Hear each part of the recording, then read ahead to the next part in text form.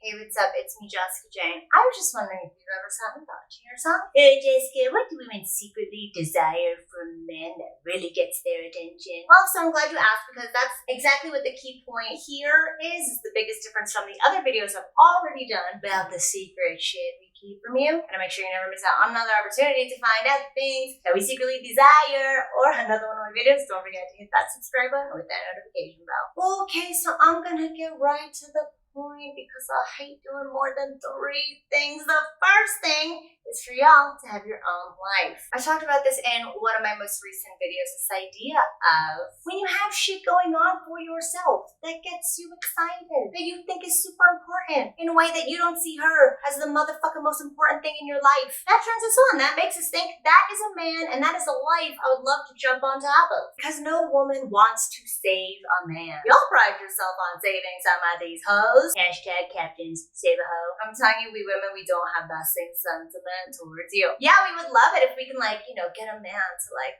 emotionally open up and shit, or like help him get better at doing his own laundry. Fuck it, we'll do your laundry for you. But none of us want to save you. You want to take care of a guy who's got an awesome fucking life, and then he comes home to let us love on him and shit. That's the type of guy we want. We don't want the guy that's just gonna bend over backwards and let us take advantage of your butts. That's not what we're looking for. Number 2 is to not need our approval. Again, in my most recent video with my most beloved red top, I talked about the guys who are capable of going out into the world and aren't scared to try new things. These are the guys that make us feel like, okay, he's got it. But if you're sitting there asking her, like, well, is it okay if I do this? Or even, what kind of guys do you like? Maybe could I be a kind of guy you like? Anytime you're trying to get, you know, thumbs up from her is a time you better just stick that thumb in your own fucking butt, because that's how we're gonna see you as a dude who appreciates getting railed. Again, no judgment, but yeah, we would appreciate it if you didn't constantly ask us for permission to move things forward, or talk to us, or kiss, or if you can go play with your friends. Can I play, please?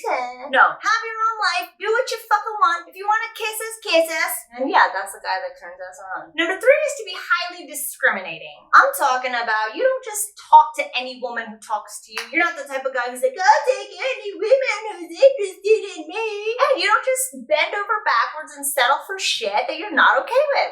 Again, we women look at that type of guy, the guy who is okay with saying no to things. I don't like that, I prefer this. We look at that guy as a man who can hold his own. If you can hold your own, you can hold us steady on top of you in reverse cowgirl. Number 6, is it 6? Number 4 is to be more open. Listen, it is no longer a sexy thing for a man to sit there and not say what the fuck is going on for him. I'll tell you right now, anytime my ex would say something like, I'm sorry, I miss you, and I don't want any other guy with you. Anytime he, like, says some vulnerable ass shit like that, my pussy just gets wet. I'm telling you, we want to know what's going on for you.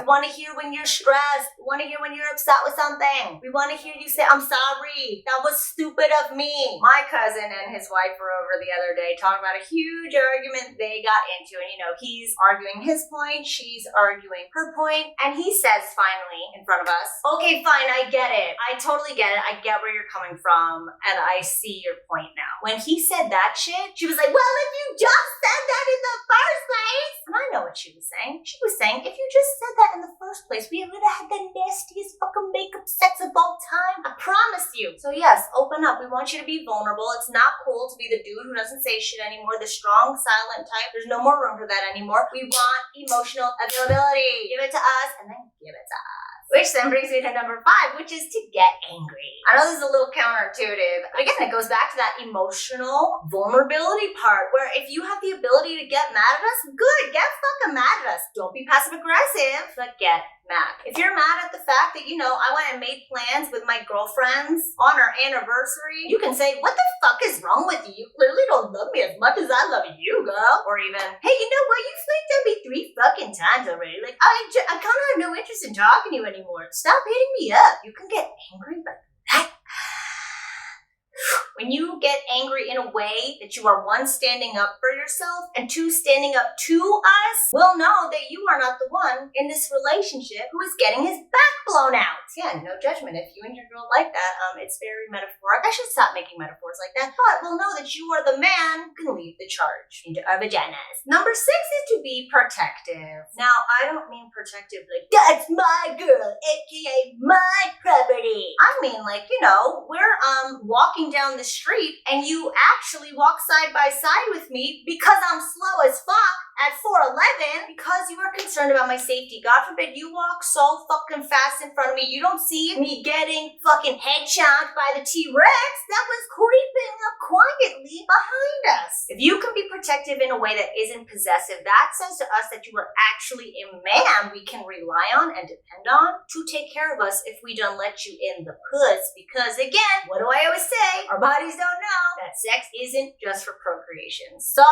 if you are possessive, go peace out. If you are protective, put it in my puss. And by put it in my puss, I mean impregnate me. And number 7, y'all don't get this at all. And I can tell you don't because of all the fucking complaints I see in my comments. But number 7 is we want you to make us feel like we want to be a dirty, dirty slut, dirty, dirty skank a hoe for you. We don't want to be a hoe for just anybody. We want a guy who's going to unleash that carnal chaos inside us because we're waiting to do it for the right guy. So when I sit here and I talk about how I want to be pounded the fuck out all the time, I don't want you dudes to come fucking find me at my mother's house to do it. Nor do I want y'all sending dick pics. I want the man who makes me feel so connected and understood and valued, and he makes me laugh and shit.